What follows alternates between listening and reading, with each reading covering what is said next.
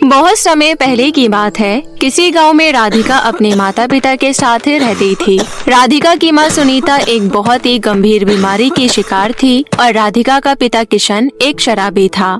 किशन कोई भी काम धंधा नहीं करता था, बस 24 घंटे शराब के नशे में धुत रहता था। बेचारी राधिका अपना पालन पोषण करने के लिए और अपनी माँ की दवाई गोली के लिए सिलाई का काम करती थी, लेकिन किशन राधिका को वो भी काम सुकून से नहीं करने देता था। बेचारी राधिका सिलाई करके जो भी पैसे कमाती थी वो सारे पैसे किशन छीन लेता था और उन पैसों से दारू पी जाता था। राधिका अपने पिता के इस व्यवहार से बहुत ही ज्यादा दुखी थी।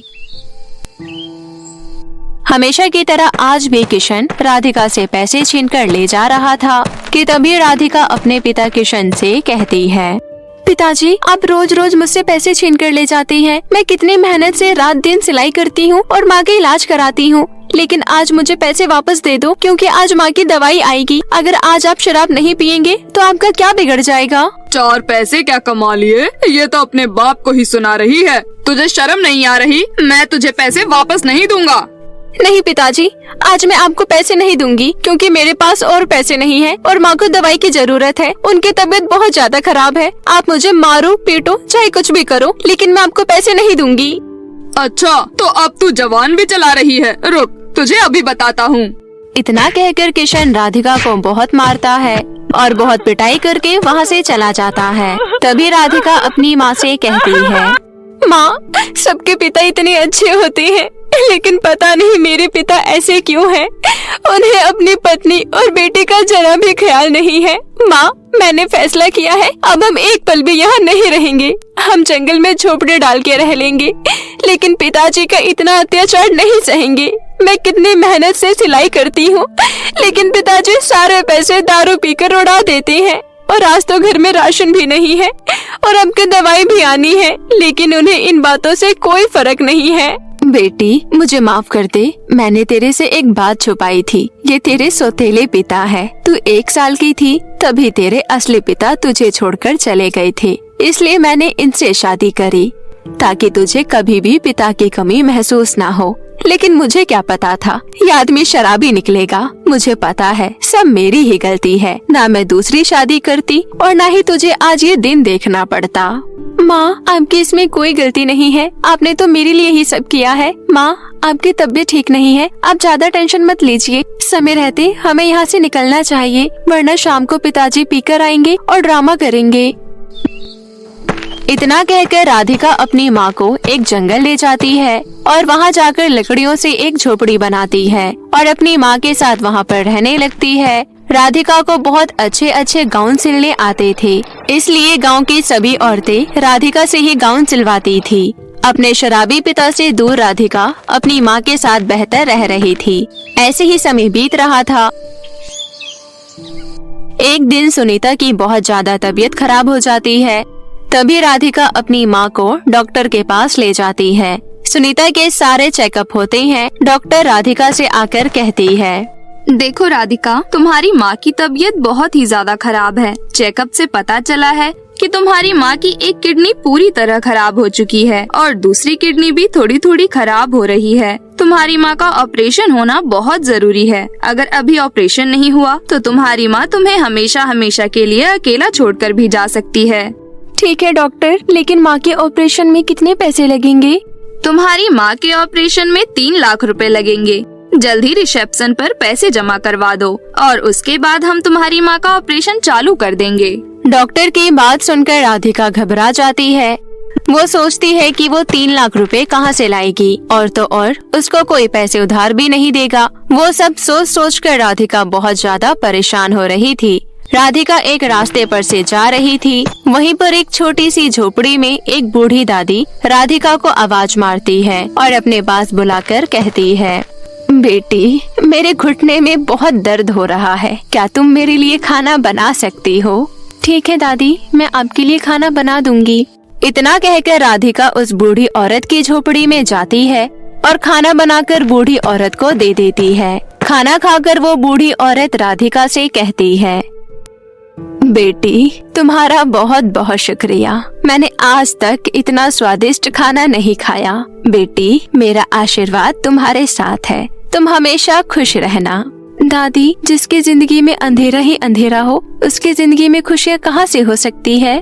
इतना कहकर राधिका उस बूढ़ी औरत को सारी बातें बताती है और बहुत रोती है। राधिका की सारी बातें सुनकर बूढ़ी औरत को बहुत दुख होता है। तभी वो राधिका से कहती है, बेटी, तुम इतनी दुखी हो, लेकिन तब भी तुमने मेरी मदद की, इसलिए मैं तुम्हें एक जादुई मशीन देती हूँ। तुम्हें जो भी चीज अच्छे से बनानी आती है, तुम इस मशीन में बोल दो और बोलकर बटन दबा दो। फिर देखना, बटन दबाते ही ये मशीन तुम्हारी बोली हुई चीज बनाना शुरू कर देगी। ठीक है दादी, हे जादुई मशीन, गाउन बनाना शुरू करो। इतना कहकर राधिका बटन दबाती है और तुरंत ही मशीन गाउन बनाना शुरू कर देती है। वो सब देखकर राधिका बहुत खुश हो जाती है और उस बूढ़ी औरत को धन्यवाद कहकर वो मशीन वहाँ से लेकर चली जाती है और जादुई मशीन के गाउन को बेचने बाजार में आ जाती है। जादुई मशीन के गाउन बहुत ही सुंदर होते थे। मशीन से बने हुए गाउन तुरंत ही बिक जाते थे। राधिका का नाम दूर दूर तक फैल चुका था। एक दिन राधिका को बहुत बड़ा ऑर्डर मिलता है। राधिका, तुम्हारे बनाए हुए गाउन बहुत ही ज्यादा सुंदर होते हैं, इसलिए मैं तुम्हें 1000 गाउन का ऑर्डर दे रही हूँ और मैं तुम्हें पैसे एडवांस में दे दूंगी। उस औरत की बात सुनकर राधिका बहुत ही खुश हो जाती है और 6 दिन के भीतर 1000 गाउन तैयार कर देती है और उस औरत को सारे गाउन देकर बहुत सारे पैसे कमा लेती है। राधिका के पास अपनी माँ के इलाज के लिए पैसे जमा हो चुके थे। वो तुरंत ही हॉस्पिटल के रिसेप्शन पर जाकर 3 लाख रुपए जमा करवा देती है। पैसे जमा होने के बाद डॉक्टर सुनीता का ऑपरेशन चालू कर देते हैं। ऑपरेशन कामयाब हो जाता है और सुनीता कुछ ही दिनों में बिल्कुल ठीक हो जाती है। दोनों माँ बेटी जादुई मशीन की मदद से अपनी जिंदगी में हंसी खुशी रह रहे थे। लेकिन तभी किशन को सब कुछ पता चल जाता है कि राधिका के पास जादुई मशीन है। तभी एक दिन वो उस मशीन को चुराने के लिए राधिका के घर चला जाता है, क्योंकि किशन ने शराब के चक्कर में सब कुछ बेच दिया था। उसके पास कुछ भी नहीं बचा था, इसलिए वो जादुई मशीन चुराने आ गया। लेकिन जैसे ही किशन उस मशीन को हाथ लगाता है, उसके हाथ जल जाते हैं। तभी जादुई मशीन में से आवाज आती है, तू कैसा पिता है? तूने अपनी लड़की और पत्नी को ऐसे ही छोड़ दिया। तूने उनके साथ मार पिटाई भी की और जब उनकी जिंदगी में जादुई मशीन की मदद से खुशियों के दिन आए तो तू उनसे वो भी छीनने आ गया। निकल जा यहाँ से, वरना तो तुझे पूरा जलाकर राख कर दूंगी। किशन जादुई मशीन के इतना कहने पर वहाँ से भाग जाता है।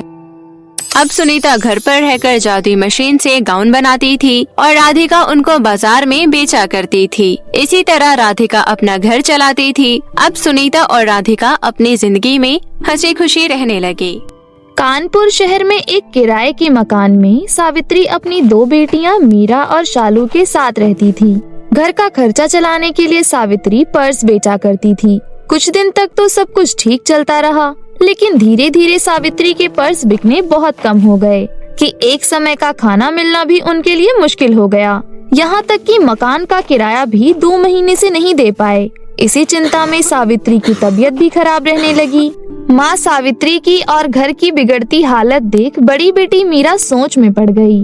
माँ की तबीयत भी कुछ ठीक नहीं है और ऊपर से घर का किराया और खाने पीने का खर्चा। अब से मैं पर्स बेचने जाया करूँगी। ऐसा सोचकर मीरा अपनी छोटी बहन शालू से बोली, शालू मेरी बहन, मैं पर्स बेचने बाजार जा रही हूँ, तुम माँ का ख्याल रखना। ठीक है दीदी, पर तुम जल्दी लौट आना और आते समय कुछ खाने को लेती आना, बहुत भूख लग रही है। अच्छा ठीक है, मैं खाने के लिए कुछ लेती आऊंगी, तुम बस माँ का ख्याल रखना। इतना कहकर मीरा पर्स बेचने बाजार की ओर चली जाती है। कुछ देर बाद बाजार पहुंचकर मीरा बाजार में आए लोगों का अपनी तरफ ध्यान आकर्षित करते हुए बोली, पर्स ले लो, सुंदर सुंदर पर्स ले लो, अलग अलग कलर के पर्स ले लो, देखो कितने सुंदर डिजाइन के पर्स है। ये कहते हुए मीरा जोर जोर से आवाज लगाकर पर्स बेचने की कोशिश कर रही थी, लेकिन किसी ने भी उससे पर्स नहीं खरीदा। ऐसे ही शाम हो गई और मीरा मन ही मन सोचने लगी, हे राम जी, अब मैं क्या करूं? मेरा तो एक भी पर्स नहीं बिका, घर में अन्न का एक दाना भी नहीं है और माँ की दवाई भी लानी है। अब मैं घर खाली हाथ कैसे जाऊं? मुझे तो कुछ भी समझ नहीं आ रहा, क्या करूं? ये कहते हुए मीरा बहुत उदास हो गई और घर की ओर जाने लगी। तभी रास्ते में मीरा ने एक बहुत बड़े बंगले से एक औरत को बाहर निकलते हुए देखा, जो एक प्लेट में बचा कुचा खाना लाकर बाहर सड़क में एक डस्टबिन में डाल रही थी।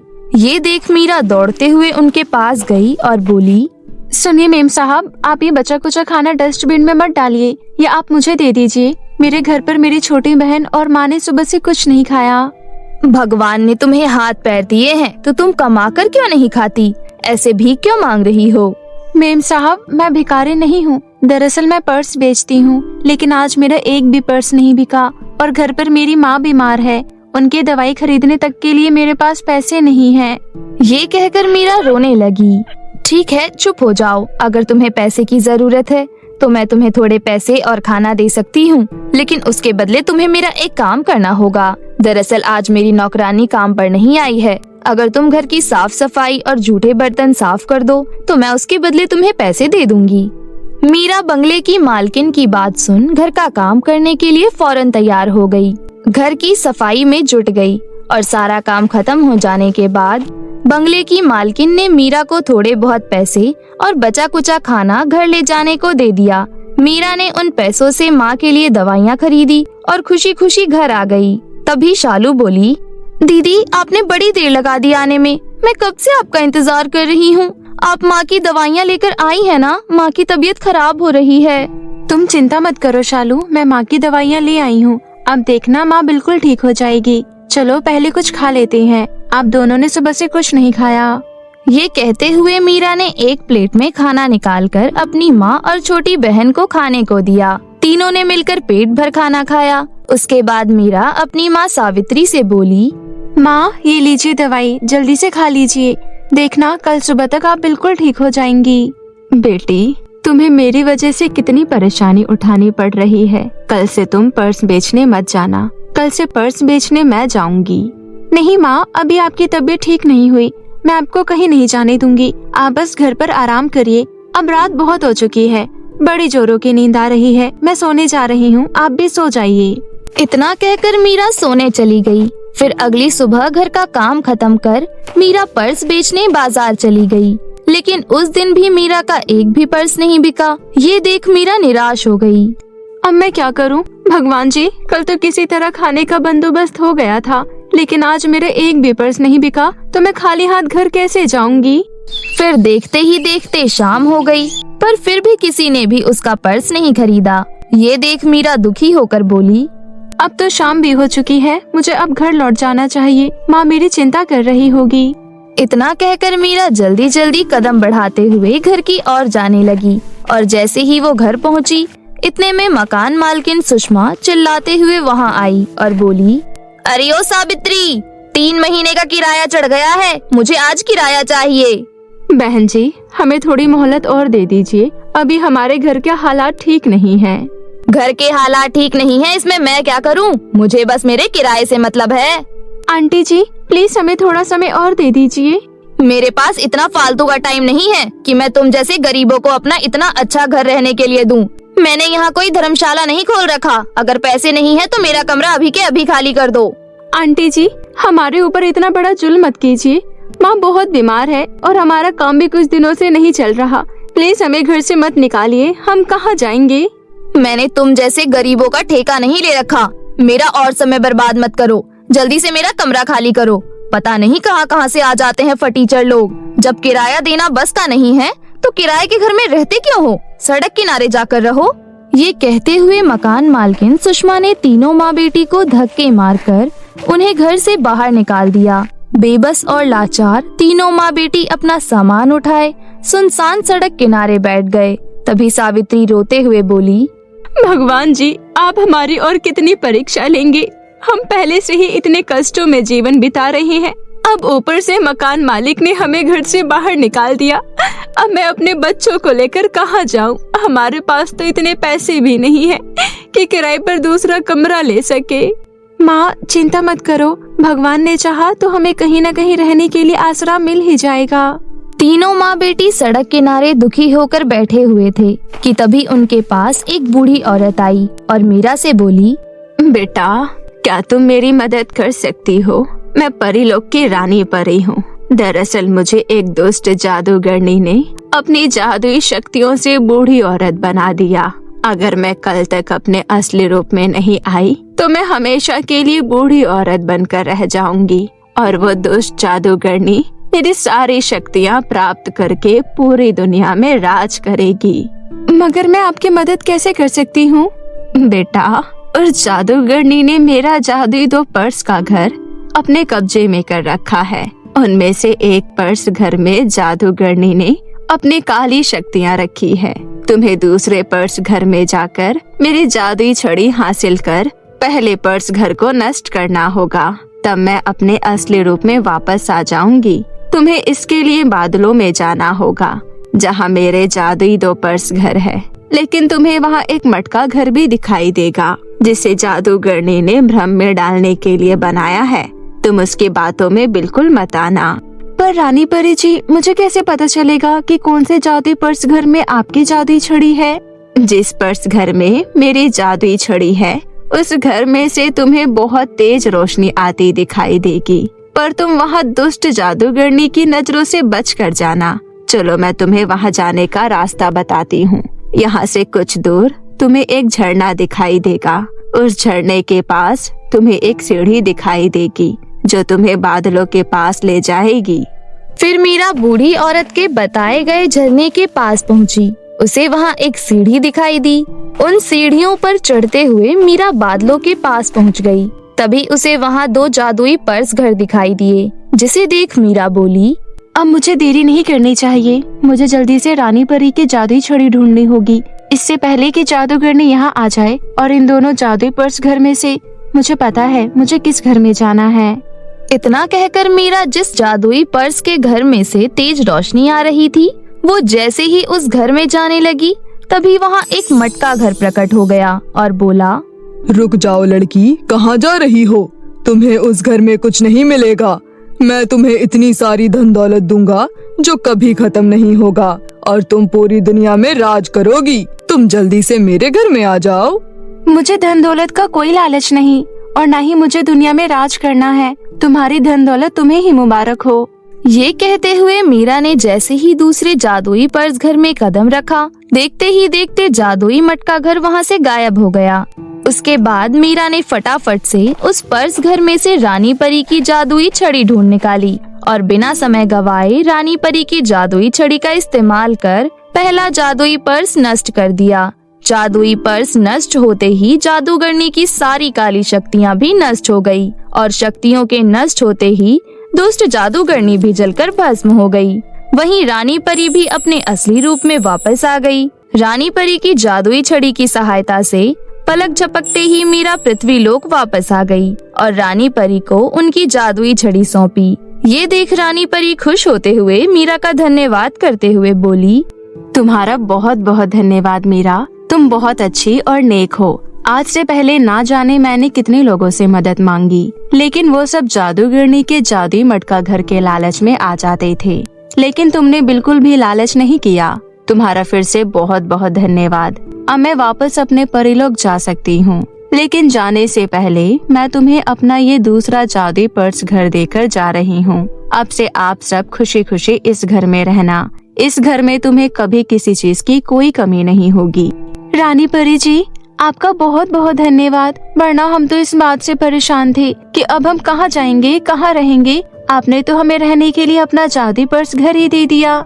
मीरा, ये सब तुम्हें तुम्हारे अच्छे स्वभाव के कारण मिला है। अगर तुम धन दौलत का लालच करती तो तुम्हें ये सब कुछ कभी नहीं मिलता। इसलिए हमेशा ऐसे ही रहना, कभी लालच मत करना और सदा दूसरों की मदद करते रहना। अच्छा, अब मैं चलती हूँ, मेरा परीलोक जाने का समय आ गया है। इतना कहकर रानी परी अदृश्य हो गई और वहीं तीनों माँ बेटी खुशी खुशी जादुई पर्स घर में रहने लगी। अब जादुई पर्स घर की मदद से उनका जीवन बिल्कुल बदल गया। सावित्री ने एक बहुत बड़ा शोरूम खोला।